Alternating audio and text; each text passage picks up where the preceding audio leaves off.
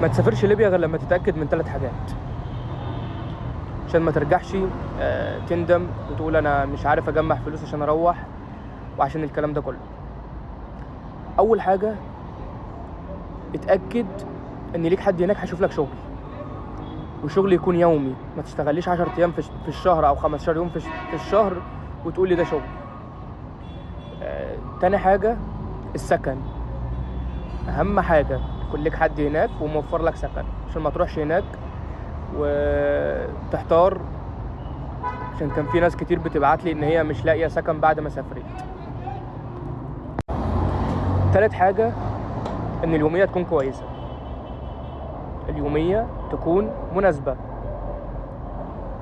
مش هقولك يوميه تكون عاليه قوي ولا هي تكون، لا، انت اسال على اليوميه او شوف متوسط اليوميات في شغلك بيبقى كام. هي طبعا ارزاق وكل حاجه وكل واحد له رزق، بس مش هتخسر حاجه لما تسال متوسط اليوميات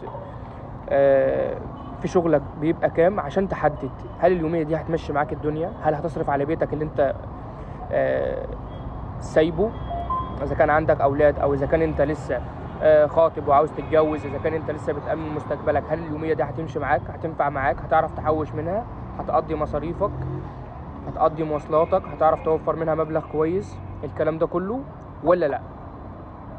اتأكد من ال3 حاجات دولت الاول كويس، وبعد كده سافر عشان ما ترجعش تندم بعد كده.